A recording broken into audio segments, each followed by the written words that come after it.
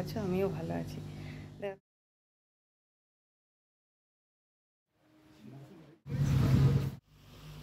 আর কোথায়?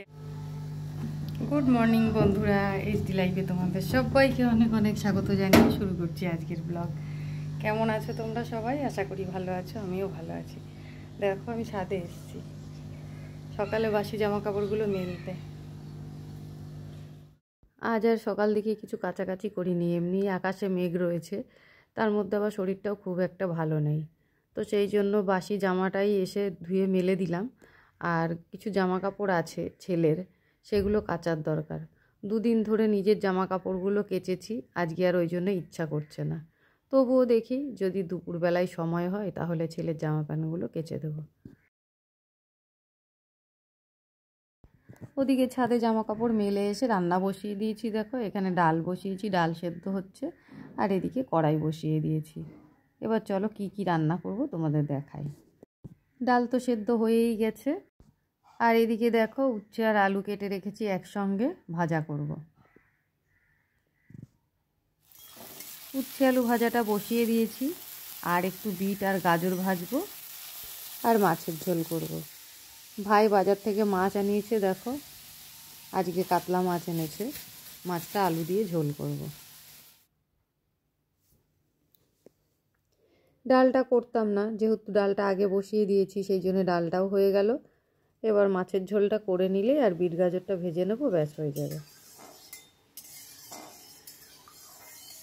মাছটা দেখো ধুয়ে নুন হলুদ মাখিয়ে নিয়েছি, এবার ভাজা বসিয়ে দিই। এদিকে মাছের ঝোল হতে হতে ওইদিকে ছোট একটা কড়াইতে আমি বিট গাজরটাও ভেজে নেব। অনেক দিন পরে আজকে সজনের ডাঁটা দিয়ে ডাল করলাম।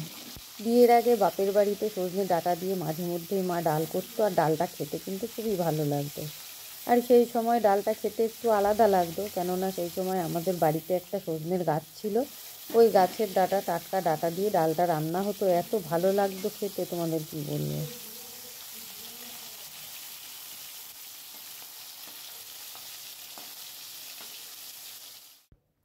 মাছ ভেজে নামিয়ে নিয়েছিলাম, নিয়ে মাছের ঝোলটাও বসিয়ে দিয়েছি। আর এদিকে দেখো বিট গাজরটাও ভাজা হয়ে গেল, একসাথে বিট গাজর ভাজা হলো, মাছের ঝোল হলো। এবার নামিয়ে নেব, নিয়ে তারপর রান্নাঘরটা পরিষ্কার করে নেব। আর আজকে মাছের ঝোলটা কালিয়া মতনই করলাম। তো রান্না বান্না হয়ে গেছে, দেখো মাছের ঝোলটা নামিয়ে নিয়েছি, আর মাছের ঝোলটা দেখতে কতটা সুন্দর হয়েছে। আর এইদিকে বিট গাজর ভাজা, আর করেছি সজনে ডাঁটা দিয়ে ডাল। আর প্রথমে উচ্ছে আলু ভেজে নিয়েছিলাম, দেখো উচ্ছে আলুটা আমি বেশি ভাজিনি, একটা আলু দিয়ে আর দুটো উচ্ছে দিয়ে ভেজে নিয়েছি। তো চলো বন্ধুরা, রান্না বান্না তো হয়ে গেল, এবার রান্নাঘরটা পরিষ্কার করে নিই, তারপর তোমাদের দাদা ভাইকে খেতে দেবো, দিয়ে তারপর আমি স্নান করতে যাব।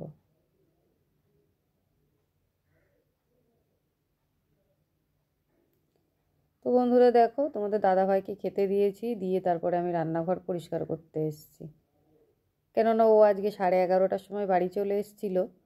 তো সেই জন্য ভাবলাম আগে খেতে দিয়ে নিই, দিয়ে তারপর সব কাজগুলো সারি। আগের কাজটা আগে করে ফেললে পরে নিশ্চিন্তে কাজ করা যায়। এখন শুধু ঠাকুরের বাসন কটা মাজতে বাকি আছে, রান্নাঘরের কাজটা হয়ে গেলে ঠাকুরের বাসন মেজে তারপর যাব স্নান করতে।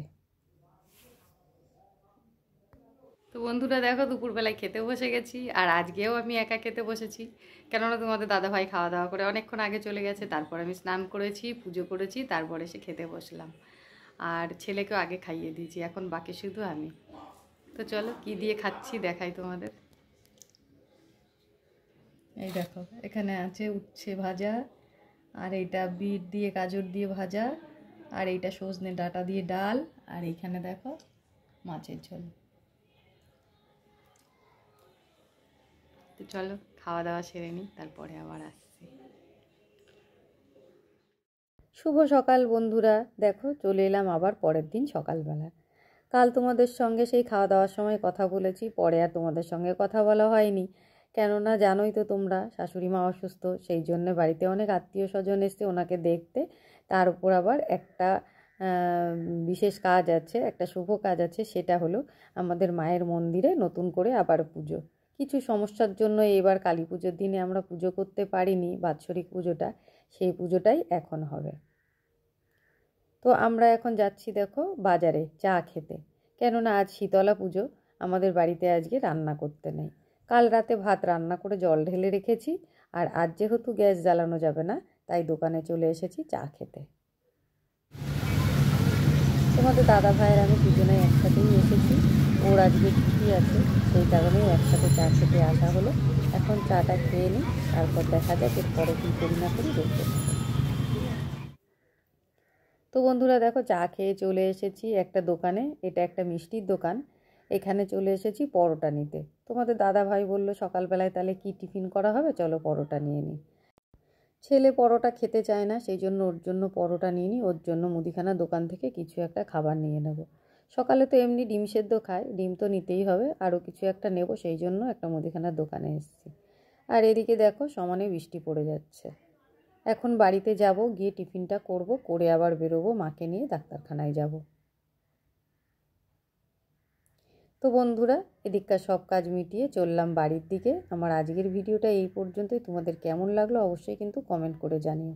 আর যদি চ্যানেলে নতুন হয়ে থাকো চ্যানেলটাকে সাবস্ক্রাইব করে আমার পাশে থেকো। আজকের মতন এই পর্যন্তই, টাটা বন্ধুরা।